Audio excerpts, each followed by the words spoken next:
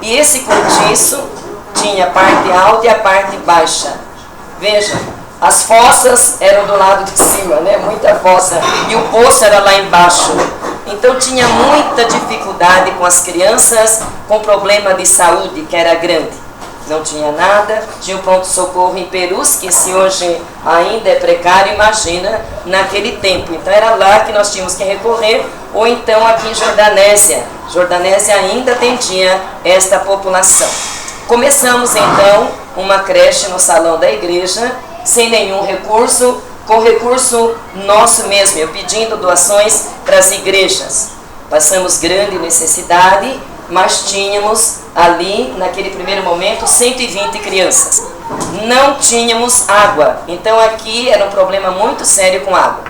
E algumas famílias tinham poços. E a prefeitura veio fazer um exame na água e constatou que a maioria dos poços, a água era contaminada. E aí então, eu pedi para a igreja que me orientasse o que nós deveríamos fazer. A igreja me disse que não tinha também experiência nesse campo.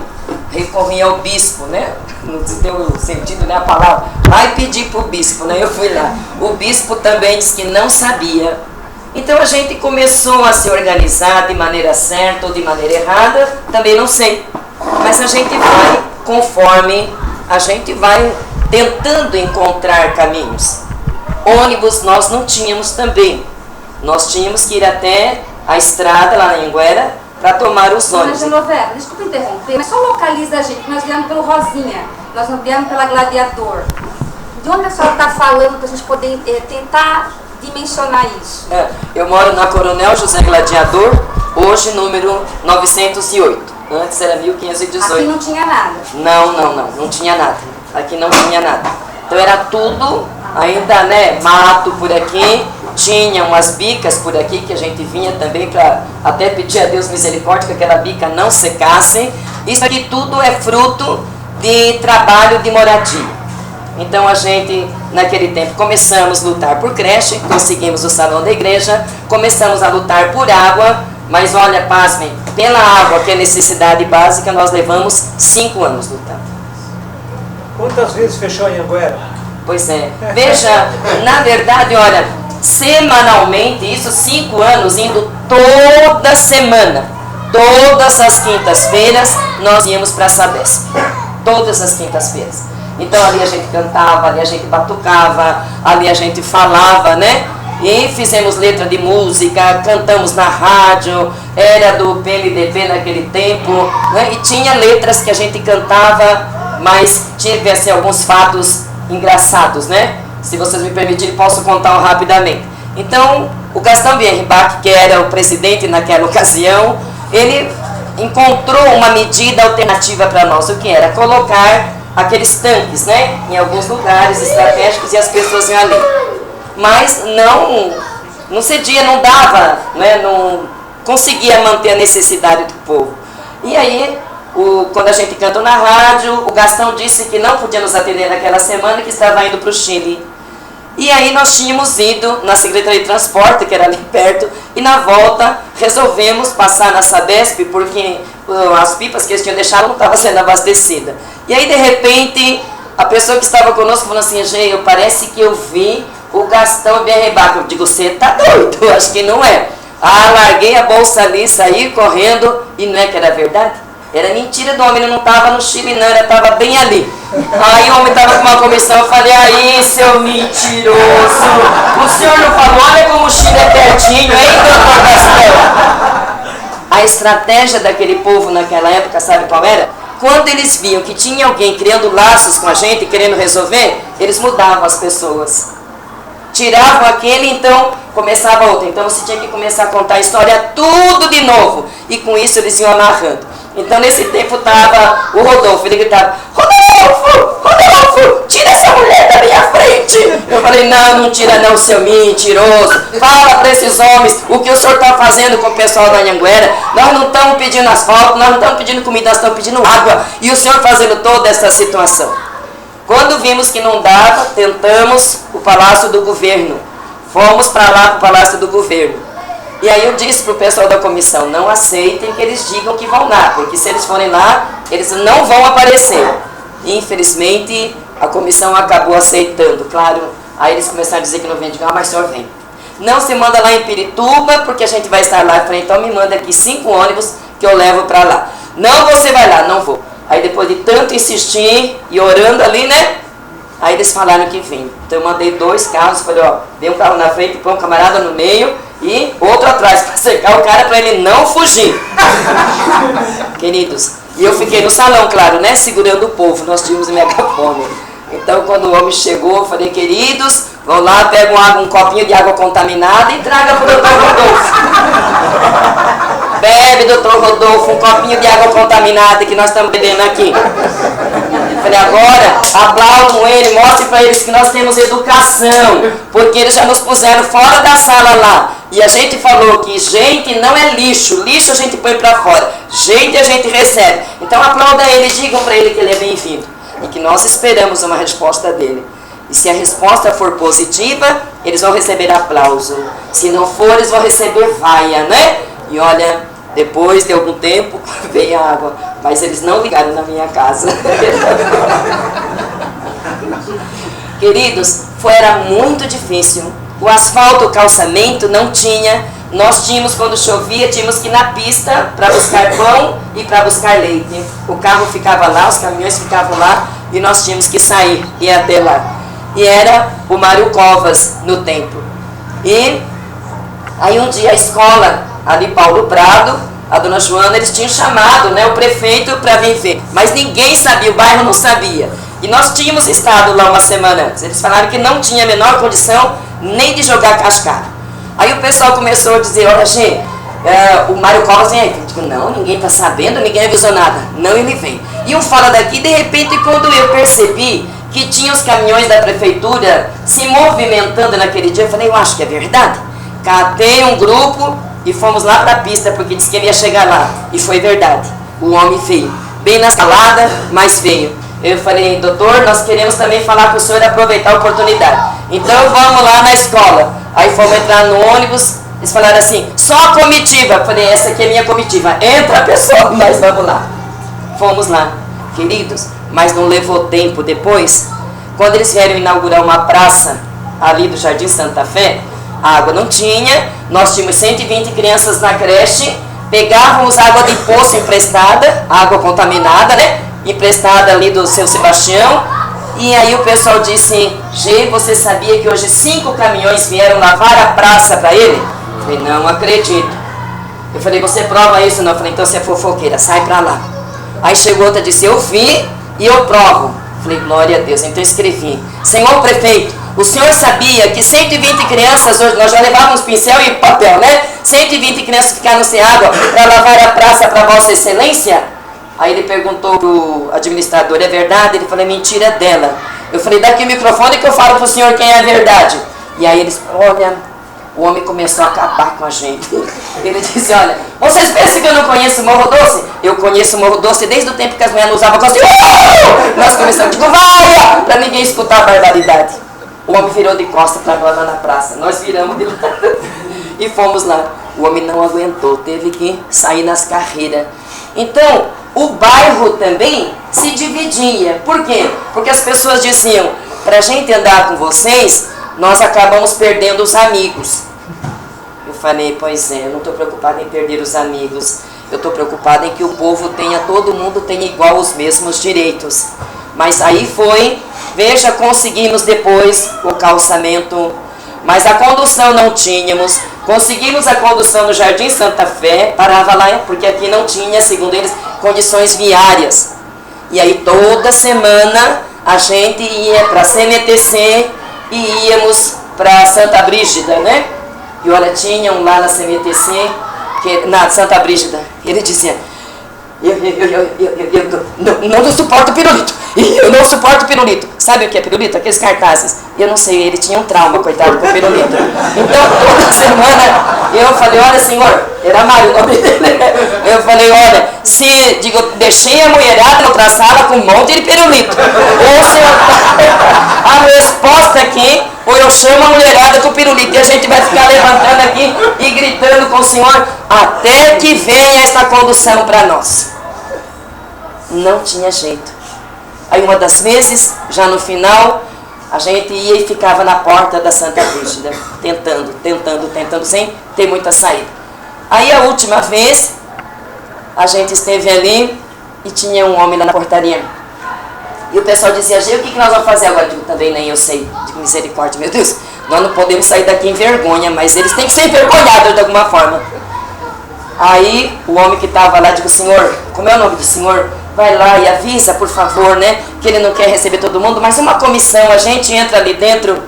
Aí chega uma pessoa e diz, mas como é o nome dele? Digo, eu não sei, ele não quer falar. Ele falou, é ridículo. Eu falei, ô seu ridículo, não precisa ter vergonha. Por que o senhor omitiu o seu nome até agora? Seu ridículo, por favor, vai lá e fala com o Senhor. Nós entramos numa pequena comissão. Dali a pouco ele deu um sorriso. Eu falei, que bom, seu ridículo, o senhor está sorrindo, né? Você não imagina por quê.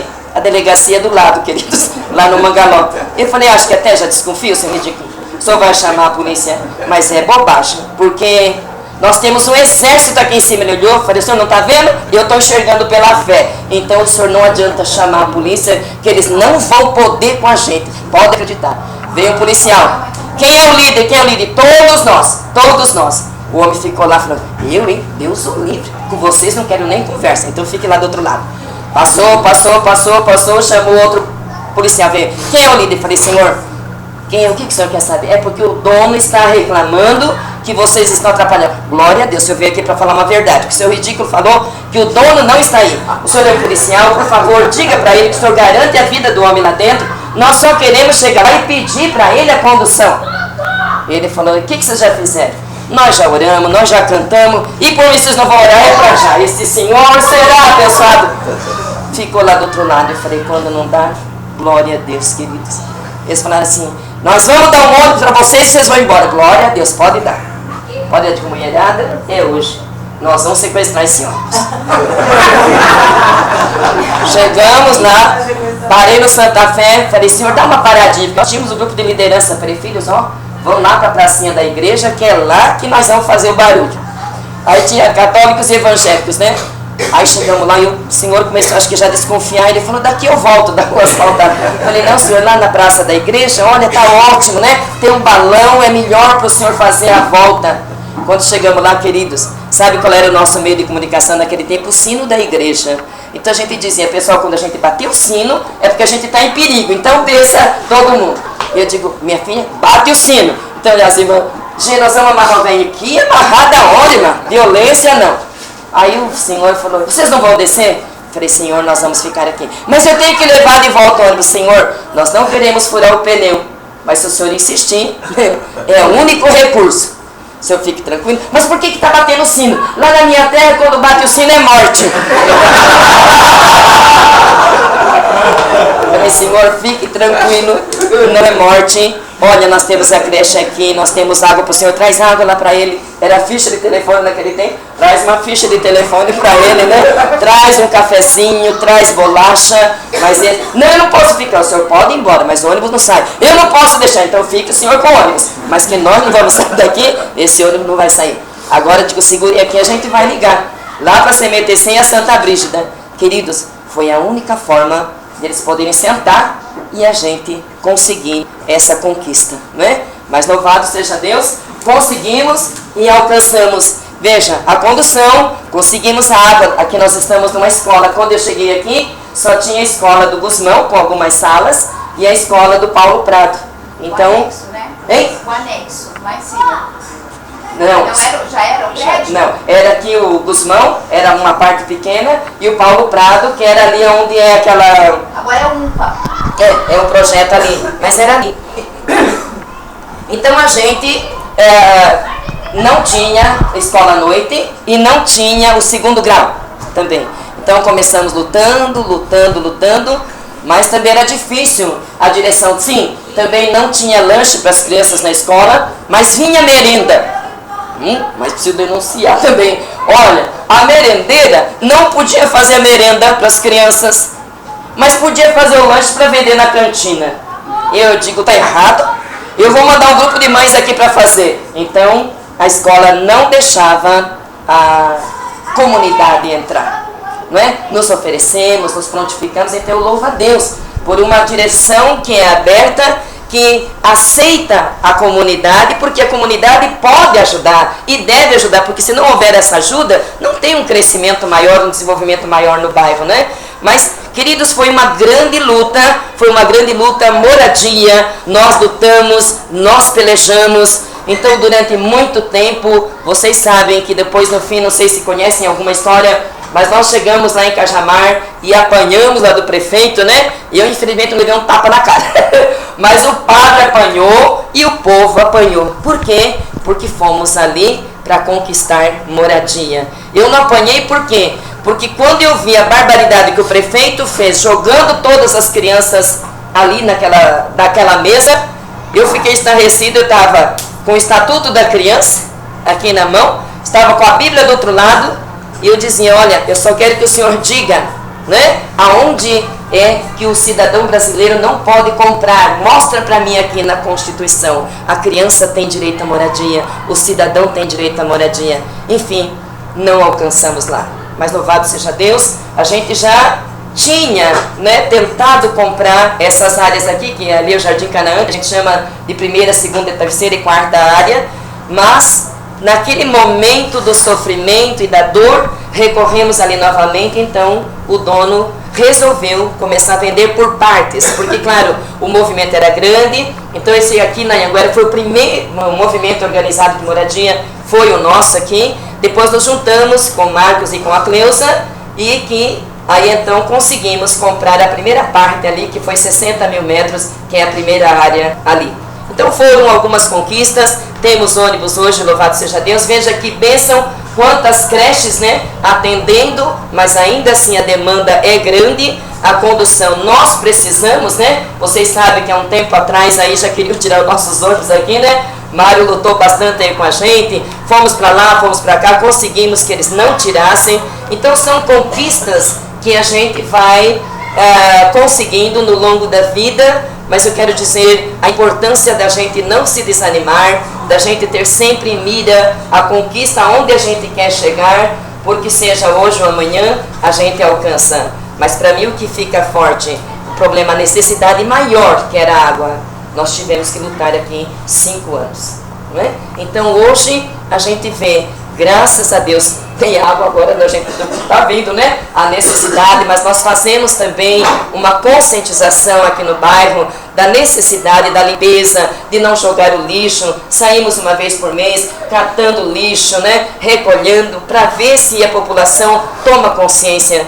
Mas às vezes, me desculpe os estudantes que aqui estão, e eu fico dizendo, nem sempre o estudo traz educação, não é verdade?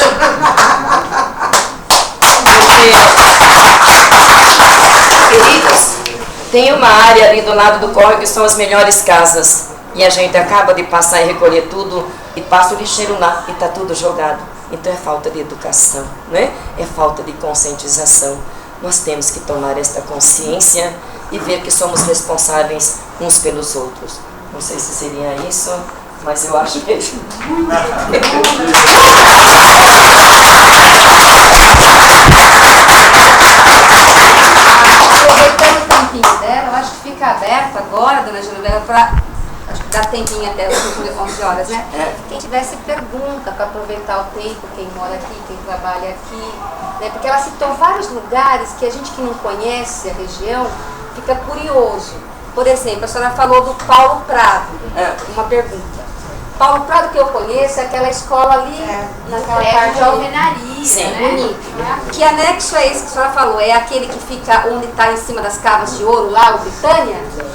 Não. O anexo é onde? O Seria o anexo do próximo ao Remo Rinaldi. Conhece o Remo? Não. É ali pra baixo. Ah, então lá é o anexo dele. Ali é o anexo. E hoje funciona a UMPA, né? Não é isso? Então assim, lá embaixo seria a primeira, a segunda, a terceira e quarta. Quando ela fala em área, todo mundo entende isso? Como essas ocupações se deram aqui? Porque aqui a gente conhece assim, ó, vai para a quinta área, que é o Itaberaba 2, né? É tudo dividido por área, quando você faz aqui o planejamento, o o cadastro para fazer a matrícula em escola, você vai vendo por áreas. Agora aqui acho que é a mais nova, né? A Palmares? A mais recente aqui? Não. Filhos da Terra. Mais para baixo, mais para baixo. Filhos da Terra é uma outra área lá. Mas como que o senhor porque essa história das áreas? A Janabela pode falar para a gente Sim. um pouquinho? É isso, exatamente. Eu acho que a experiência, se a senhora pudesse nos O senhor quer contar alguma experiência de como é que esse movimento ligado a ao Carlos e a Cleusa, é isso? Não, é Marcos. Marcos e Cleusa, que é o é. Marcos Hermínio. Marcos Hermínio. Então, é uma experiência de como é que eles adquiriam como movimento as tantas terras que adquiriram. Porque isso tem a ver com a origem do bairro, Sim, né? sim. Veja, na verdade, nós começamos aqui o nosso movimento porque havia uma grande necessidade de pessoas que mesmo trabalhando já não estavam conseguindo pagar o aluguel. Então eu comecei a reunir esse pessoal na igreja, era já o Padre S estava conosco, comecei a reunir, comecei a refletir com essas famílias. Então começamos a participar da Secretaria de Habitação ali nos movimentos de moradia, que o Padre Ticão tinha uma grande força, né, sempre na área de moradia. Então procurávamos ter um contato com o Padre Ticão para também aprender o que fazer. E nessa a gente foi lutando, ia para reunião, ia para aqui, ia para acolá e não tinha solução. Aí tinha uma área ali para lá da igreja aqui católica, né, logo aqui, tem um ponto de ônibus, tem uma fábrica bem em frente, acho que de bloco, e fomos procurar o dono ali e não achamos ninguém. Então a igreja nos incentivava que ocupássemos. Claro, depois também eu, questionei bastante a igreja, questionei bastante o bispo, porque mesmo na igreja a gente tem que questionar, porque uma coisa é a igreja incentivar a gente a ocupar a terra dos outros, mas a terra da igreja tem que ficar separada. Então, procuramos, não encontramos, então nós fizemos uma festa da padroeira, claro, né? Eu acho que para quem entende de movimento, os macetes, as malícias, né? Então eu falei, a gente vai dar uma disfarçada, e os homens depois já vêm de macacão, mas ninguém tinha experiência de levantar um barraco, queridos. E lá nós na paulada, e acabamos acordando alguns vizinhos. E um desses vizinhos, louvado seja Deus, quem era? Era um soldado, né? Era um homem da polícia que era muito conhecido no bairro. E ele veio, que baderna é essa? Eu conhecia bastante, eu falei, querido, você tem casa, e você sabe de quem você ganhou, você sabe que nós... por favor, né, fique quietinho, nós não vamos fazer baderna, nós vamos fazer o melhor, estamos procurando, né, o dono para a gente comprar, não quero invadir, estou procurando. Não teve por onde, queridos. No dia seguinte, era no tempo do Jânio IV. Então ele era uma bênção, né? Seja lá ele aonde ele merecer, mas nós estamos nesse homem. E foram ali 9 meses de aperreio. Por quê? Porque nem deu tempo de nós íamos fazer 12 barracos. 6 de um lado e 6, porque tem 2 frentes no terreno. E olha, queridos, no dia seguinte parecia uma guerra. E eu estava celebrando lá na igreja, quando eu vi aquele tumulto, larguei tudo, falei, vire-se quem quiser, eu vou lá, porque eu pus eles lá, agora se eles apanharem eu vou estar longe, não, eu quero apanhar lá junto. E fui para lá, e a criançada chorando. Eu falei, calma, manda avisar os padres que estavam numa reunião, e eu bati o joelho lá, falei, mas enquanto eu estiver aqui com a mão levantada, ninguém vai pôr a mão aqui. E eles começaram a dar pontapé nos barracos, e as crianças ali chorando, traumatizadas. Quando o padre chegou, falou, levanta daí. Eu falei, não, eu pelejo com Deus, você peleja com os homens. Eu vou estar aqui. Você vai lá, seu papel é falar com os homens, eu falo com Deus. A polícia foi embora naquele dia, mas todos os dias vinha a polícia. E eu falava, vão trabalhar e eu fico aqui. Então eu falava para a criançada, quando chegar o carro, pega a bacia, põe na cabeça e faz de conta que vai lavar e vai lá em casa. E eu também trabalhava com criança, eu tinha criança lá em casa. E as crianças chegavam, tinha G, o homem do carro preto tá lá. Eu falei, lá vou eu. Queridos, nunca vinha de um só. Eu falei, vocês são muito covardes, porque aqui só tem uma mulher e crianças, e vocês vêm com esses batalhão de homem, tenha vergonha. E tinha um velhinho que ele tinha um desarranjo do intestino, Quando chegava a polícia, era uma desgraça o povo do céu. Queridos, né? Olha, foi um sufoco. E aí, um dos guardas, aquele barraco que não deu pra gente terminar, e ele, toim. Eu falei, sangue de Cristo tem poder com a Bíblia, o sangue de Cristo tem poder. O sangue de Cristo tem poder? Você vai ver na tua cabeça, toim! Caiu na cabeça dele, o sangue de Cristo tem poder. Ele parou de desmantelar o barraco. E ali, claro, né, o advogado da igreja, tudo também dormiu no ponto. Conclusão, fomos despejados depois de 9 meses. Levei esses barracos para minha casa. Fiz a favela lá em casa. Arma tudo aqui e aqui nós vamos continuar na luta. Então, a igreja foi se juntando, um movimento chamado Renovação Carismática, começaram a fazer uns eventos. Nós compramos aqui em cima, no alto do morro, 2 lotes de 250 metros. E ali fizemos 4 casas. Amém? Então, essa ali foi um movimento concreto. Não é? Houve uma resposta. Mas eu continuei com aquele povo e não conseguia. Procurei o bispo novamente. Eu falei, olha, a igreja diz que a gente tem que lutar, mas eu já estou há 5 anos, eu não tenho resposta. E como é que a gente vai fazer? Eu digo, eu vou celebrar a missa da vitória. Você não pode enganar o povo. Eu falei, na verdade, eu não posso enganar o povo, mas se tem enganando alguém, é Deus que está me enganando então. Eu vou falar para ele, ou ele me dá uma resposta, ou eu paro com isso, porque não é de Deus. E na semana seguinte, o padre Aécio, né, falou, olha, tem lá um movimento do Marcos e da Cleusa, vou trazê-los, né, porque aí fica mais forte. Aí eles apareceram com essa proposta de compra aqui em Cajamar. Queridos, era uma área maravilhosa, maravilhosa. E chegamos ali, o dinheiro que o pessoal com quem trabalhávamos dava para comprar ali. Era uma bênção, mas meu coração sentiu que não era ali. Mas eu comecei a lutar comigo, eu digo, não, é engano meu. E na semana seguinte a igreja encheu de gente, por quê? Porque todo mundo estava animado. Aí chegou ali o pessoal, falou, olha, tem um homem perdido aí, perdido? Ele andou o dia inteiro aqui, no Morro Doce? É mentira, porque aqui não dá para o homem andar o dia inteiro, né? Falei, ele andou em outro canto, mas aqui ele não andou. Ele foi em Osasco, falei, lá é diferente. Então fala para o homem esperar ali, que depois a gente atende, põe o homem para dormir no salão, dá uma sopinha, amanhã ele vai procurar. Aí chegaram 2 pessoas e falaram assim, a gente quer falar com você. Eu falei, olha, aguarda um pouquinho, porque eu estava atendendo uma fila. Queridos, quando terminou, e eu fui lá ver, digo, cadê o homem perdido? Aí tinha um carro de polícia na porta da igreja. E os guardas com a mão assim, com o braço assim, eu digo, uai, mas o que significa? Achei que eles tinham vindo ajudar o homem perdido. Falou, não é para você. Eu digo, para mim? Aleluia. O que foi que eu fiz? A gente foi falar com você e você foi muito mal educado. Eu falei, aleluia.